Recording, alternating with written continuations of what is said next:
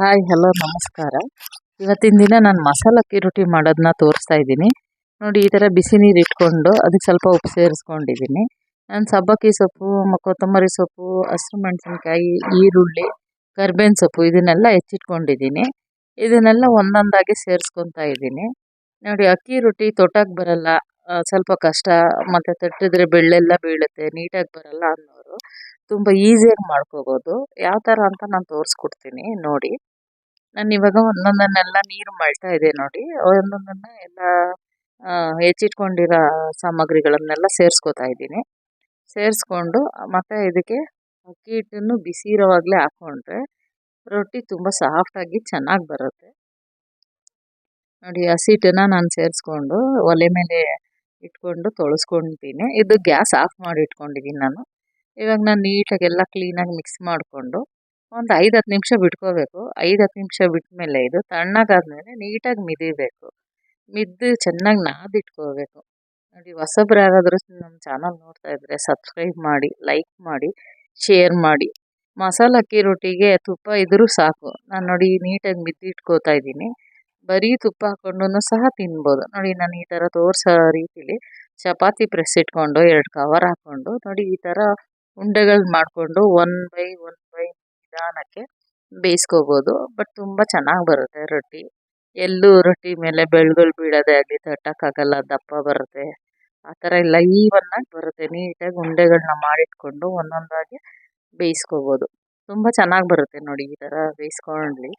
ಅಕ್ಕಿ ರೊಟ್ಟಿ ಈ ಥರ ಮಾಡ್ಕೊಳ್ಳಿ. ಮಾಡೋಕ್ಕೆ ಬರ್ದಿಲ್ದವರು ಅಕ್ಕಿ ರೊಟ್ಟಿ ಮಾಡ್ಕೋಬೋದು.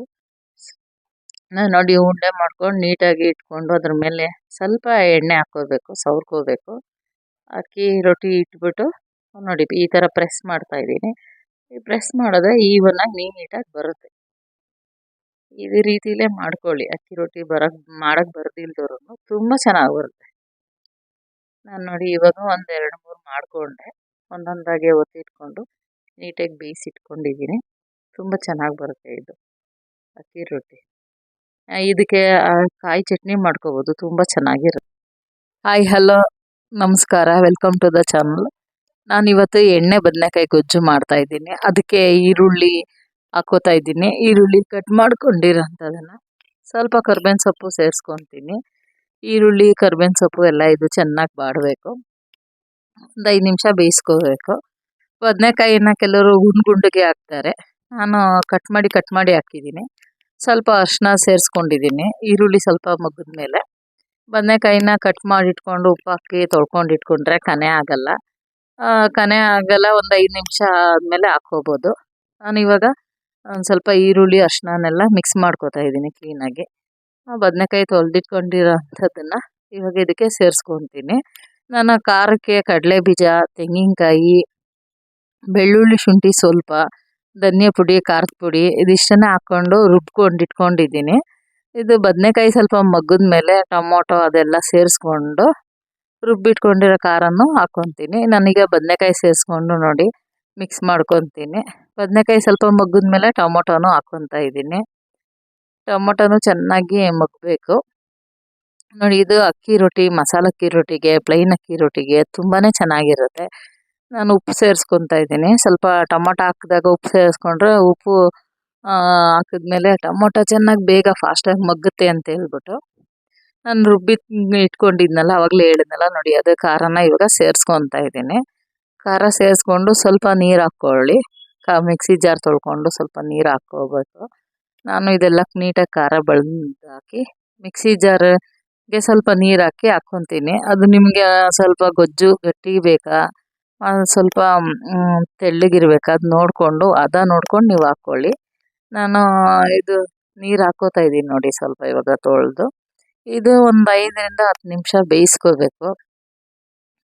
ಬೆಂದ ಮೇಲೆ ನಾನು ಕೊನೆಯಲ್ಲಿ ಲಾಸ್ಟಲ್ಲಿ ಸ್ವಲ್ಪ ಕ್ಯಾಪ್ಸಿಕಮ್ ಹಾಕ್ಕೊತೀನಿ. ಕ್ಯಾಪ್ಸಿಕಮ್ ಹಾಕ್ಕೊಳ್ಳೋದು ಆಪ್ಷನಲ್ಲು. ನಾವು ಕ್ಯಾಪ್ಸಿಕಮ್ಮು ಮುಂಚೆ ಎಲ್ಲ ಹಾಕ್ತಿರ್ಲಿಲ್ಲ, ಇವಾಗ ಎಲ್ಲರೂ ಹಾಕ್ತಾರೆ. ಟೇಸ್ಟು ತುಂಬ ಚೆನ್ನಾಗಿರುತ್ತೆ ಅಂತ ಕ್ಯಾಪ್ಸಿಕಮ್ ಹಾಕ್ಕೊತೀವಿ.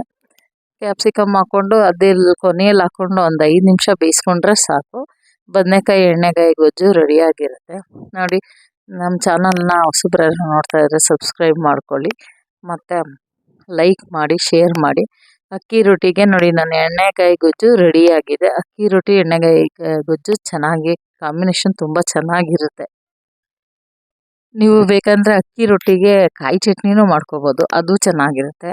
ಇಲ್ಲಾಂದ್ರೆ ಅಕ್ಕಿ ರೊಟ್ಟಿಗೆ ಬರೀ ತುಪ್ಪ ಮತ್ತು ಉಪ್ಪಿನಕಾಯಿ ಇಲ್ಲ ಚಟ್ನಿ ಪುಡಿ ಇದರಲ್ಲೂ ತಿನ್ಬೋದು. ತುಂಬ